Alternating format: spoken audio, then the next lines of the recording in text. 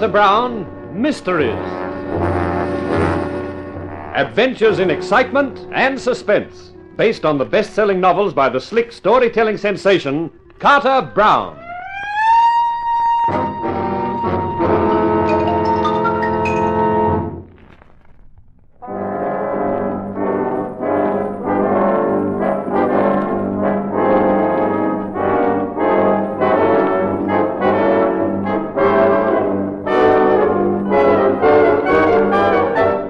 The morning dawned bright with determination for me. The old man and Sue Pearson may have taken what I said for bravado, but I was determined to prove that the jinx tag they'd fixed on Whitney Kent was a lie. I decided to say nothing about the visit of Slade, the Blue Circle Detective Agency man. That was something I'd take up later with Milton Moore. First, I wanted words with Jim Berg, our security man. Well, morning, Whitney. The super salesman with a no-good product. Well, you got my sympathy, pal. Thanks for nothing. And what gives, Jim? Anything new? Yeah, not a thing. The top brass are in conference this morning. They're going to use Hangar C to start on the next F-92K. I gotta have 4 guards around that building night and day from here on. Who gets in? Only the staff connected with the work. And the executives? Oh, I'm sorry, Whit. You're not included. It was your father's instructions. Oh, that's okay, Jim. He told me to take 3 weeks vacation. Looks like he means it. You have any leads? No. I figured Gene Latimer made a mistake somewhere, like the Air Force character says, but heck, I'm no engineer, just an ex-FBI man trying to make a living. So I have to presume the plane was sabotaged. Right now, I'm starting a double check on all the employees who could have got near that plane. How many of them are there? Oh, over 100. Looks like quite a job, doesn't it? Mr. Berg, I wish you luck. You will need every ounce of it.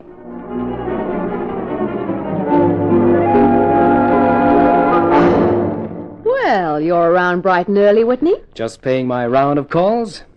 Chuck in? He's got Mr. Moore with him. Then maybe I won't bother. I've got something to say to you. Anything from those luscious lips I will listen to, with pleasure. Not this you won't. It's about last night. The way you talked to your father. Why can't you even try to appreciate his point of view? His point of view goes no further than Kent Aircraft. Everything else runs a bad second. You're a fool, Whitney. And you're a beautiful girl. But if you don't stop worrying about your boss and start enjoying life, you'll look in your mirror one fine morning and realize it's too late.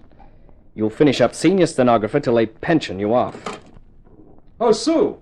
Mr. Kent free at the moment? I'm sorry, Mr. Latimer. He's in conference. Well, I'll see him later. Just a minute, Gene. I'm busy, Whitney. Not too busy for what I've got to say. I've thought of a perfect solution to your problem. Oh? Yeah. When you've got this next F-92K ready to test, let me fly it. That's what you've been after all the time. Let's not argue about that. Look at it another way. If the plane's okay, everything's fine. The Air Force resumes their deliveries, the orders I've taken can be filled. On the other hand, if the plane doesn't work, if it goes in the same way that one did yesterday morning, who gets crisped up? You do. Right. So if it does burrow its way into the dirt and takes Whitney Kent with it, at least you know that one line of investigation is closed. Well, what about it? It's worth thinking about. I'll devote quite a lot of thought to your proposition. Good morning. Why do you have this hero complex? Why don't you let the experts work it out? People like Latimer and Jim Berg and the others. It's their job. Except for one thing. They can't fly. They can never appreciate how Hank Jordan felt when the plane got away from him. It's beyond their experience. But not beyond yours. Because you're not only a flyer, but a hero as well. Yeah, if you want it that way, that's just how I do feel. You've spent your life shining the seat of your skirt on a stenographer's chair. You don't know any more about it than the rest of them. Who the heck are you to sneer at the guys who fly the planes? I wasn't sneering at the real heroes, Whitney. Only the phony ones.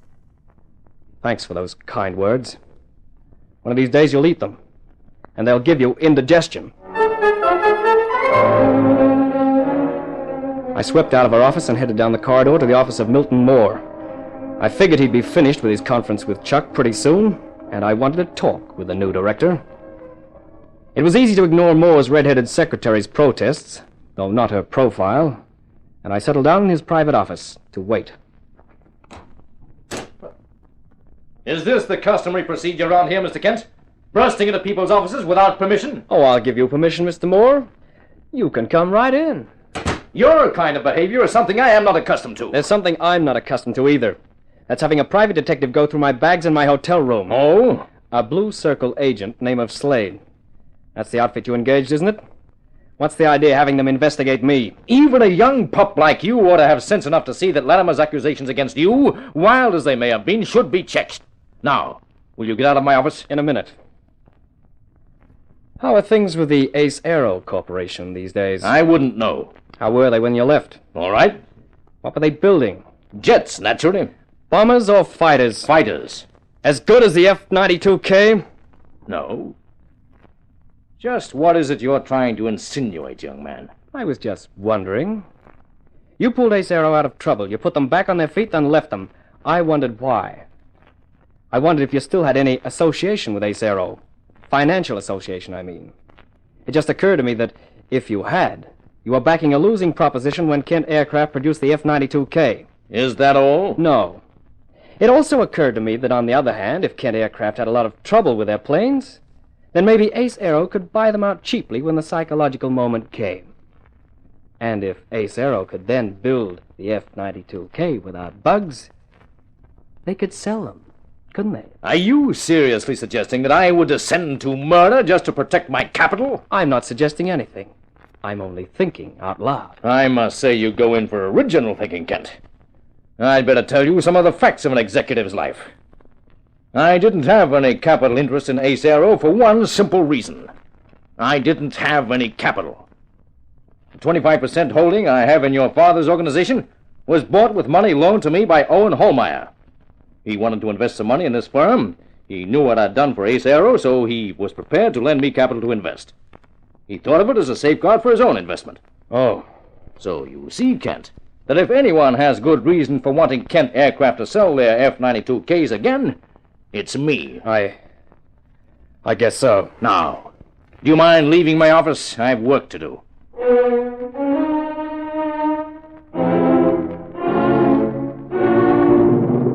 Of all the crazy fool things to do. Not to me, Chuck. Mr. Moore was having me investigated, so I thought I might give him a little of the same treatment. I'm not talking about that. Moore had it coming, you gave it to him. Made me feel sort of proud of you. For the first time. No, Whitney. There were many times when you were in Korea when I was proud of you. And I was proud of you in Europe, too. Proving that you could sell aircraft with the best of them. What is this, Old Home Week? But I'm mad at you. How in the name of creation could you do a stupid thing like that? I thought you said Moore had it coming. I'm not talking about Moore. I'm talking about that crazy fool offer you made to Gene Latimer. Oh, that? Yeah, that. Latimer wants to take you up on the offer. Holmeyer and Moore think it's a great idea. What the heck could I say? That you figure it's a great idea, too. That's what I did say. So you're all set to fly the next F-92K. When? Saturday. They're working 24 hours a day on it. Oh, that's fine. Sue says you've got a hero complex. I think it's a plain darn fool complex. Maybe. But Gene Latimer was right about one thing. I threw the first one away by flying it when I wasn't exactly sober. That gives me a sort of responsibility, Chuck. Boy Scout stuff. It's more than that. That first plane had bugs. If I'd been sober, I could have told you what particular bug it was, but I can't remember anything. Well, I've got a feeling. If that plane still has bugs and I fly it, I think the memory might come back and I might be able to do something about it before it's too late. maybe you aren't such a darn fool after all. You really want to fly the F-92K? Of course. Okay, that's what I wanted to know. That it wasn't just bravado. What you say makes sort of sense, I think. Thanks. You, comfortable at the beach house? Sure. Anytime you feel like eating real food, come up to the house for dinner. Thanks. Now get out of here. I'm busy. Okay. I'll leave you to it, Chuck.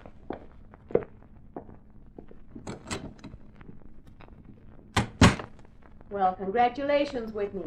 On what? That interview with your father. Oh.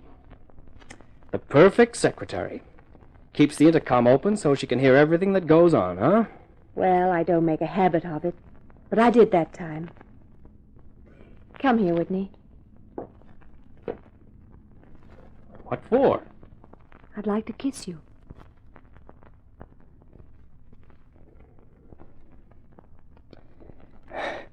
Well, to what do I owe that tremendous experience? You could call it an apology. I was quite wrong about you, Whitney Kent. I'm sort of glad I was wrong, too.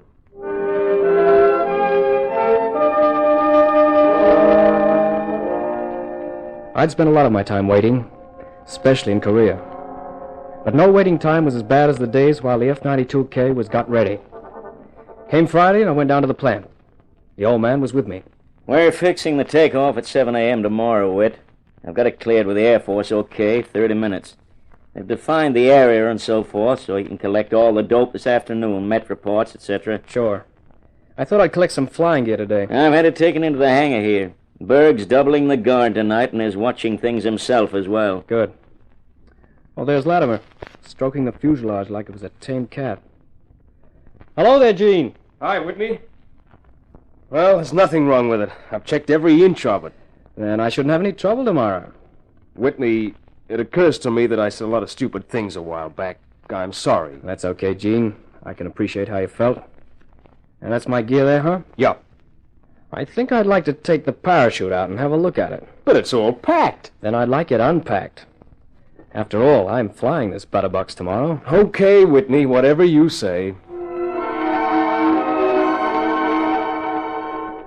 I had a queer crawling feeling along my spine. And when the chute was unfolded and billowed out in the hangar's expanse, I realized why.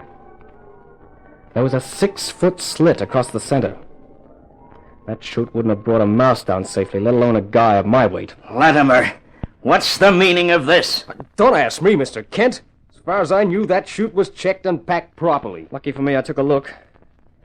I think I'll borrow one from the Air Force and bring it along in the morning and put it in myself. Wait, if they could do that to the chute. Yes, Chuck. What could they do to the plane?